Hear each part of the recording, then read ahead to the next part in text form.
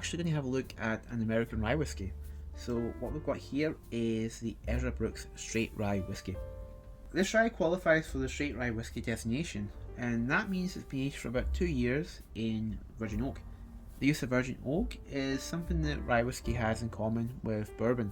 They both have to use it according to US requirements for both types of whiskey, and it gives a rich, oaky, vanilla heavy presence to the whiskey. Some people might find the flavour smooth, other people might find it a little bit too much.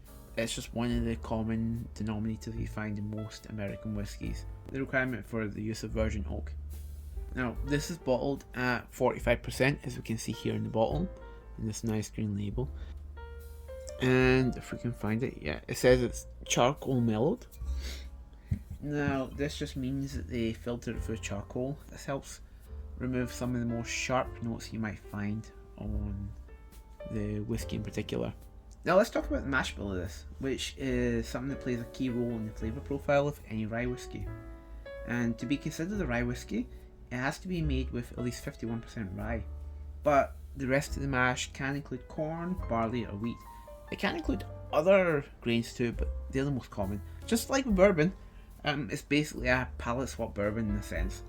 Because with bourbon it has to be 51% corn, but with rye it has to be 51% rye.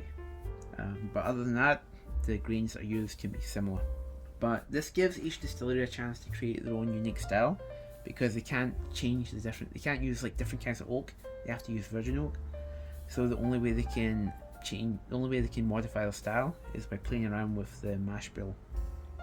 This actually brings me to an interesting point now. Well, the bottle says it's labelled as being made by a Kentucky company, as you can see here. Lux Road Distillers, Bardstown, Kentucky, USA. The whiskey itself actually wasn't distilled by them. It actually comes from a distillery out in Indiana, and it's why this is not like Kentucky straight rye whiskey, but just rather straight rye whiskey. So yeah, this massive distiller out in Indiana, MGP, they are one of the biggest whiskey producers in the USA, and a lot of smaller distilleries often source rye whiskey from them. And it's actually quite a few big brands do it too. I won't name them, but a quick Google search will show you who actually sources from MGP. There's nothing really wrong with that, because a lot of independent bottlers will also do the same. They'll source from other distilleries, and that's fine. But as you can imagine, it does limit how much flexibility you're going to have with the mash bill, because it's not you who really sets it, but it's whoever fills the barrels and makes it for you. What I'm getting at here is that you actually may have already tasted something very similar to this, just under a different label or a different bottle. Anyway, enough about that. Let's get to what really matters, the taste.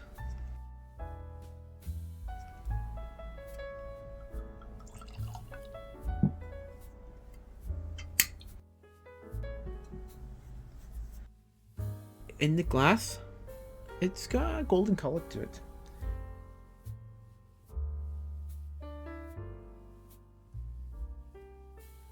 It's got some decent legs in the glass. They go into the glass quite nicely, about what you'd expect for like 45%. Yeah, it's oaky and it's peppery on the nose. There's some vanilla, there's some peppermint.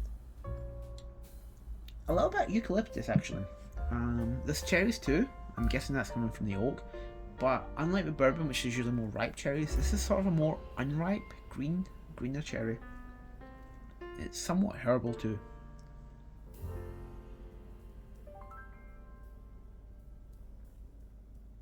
Yeah, going back a second time, there's a bit more oak on the nose as well. But yeah, that's intermixed with herbal notes like peppermint, eucalyptus and that.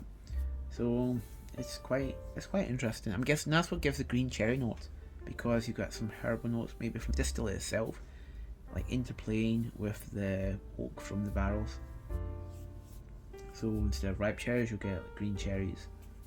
It's got oak on the nose, which means there's also a bit of vanilla too, but it's more of a subdued vanilla than what you get from like a bourbon. Let's try it. Right, as it goes down the palate, it's quite spicy at first. Yeah, black pepper, but also some cinnamon. ginger, allspice. They're all there. And going back a second time, it's still there. But as you start to acclimatise to it, there's also some cherries too and some almonds in the background, and they start coming forward a bit more each time. Yeah, they come forward the third time, they come forward a bit more, a little step each time. This gives it a sort of underlying nuttiness, like a nutty sweetness to it. There's also like this underlying note that, like as I taste it, there's a little underlying note that goes through it, and it reminds me of, don't laugh at this, toothpaste. I mean, it's not bad, but it's definitely there. Like a minty, almost fluorine. So this carries through to the fairly long finish, which is a bit sweet, a bit spicy, a bit tart, and also a bit minty. Overall, I say this is a nice rye. It's one that can be easily sipped and enjoyed slowly. It's not quite a quality that ryes are often associated with, as they tend to be used more in cocktails, and think like a Manhattan or an old fashioned. But with that said, I'm sure this would also make a very nice Manhattan or a very nice old fashioned. Yeah, thanks for watching. Don't forget to like and subscribe for more reviews, and I'll see you in the next one. Sláinte!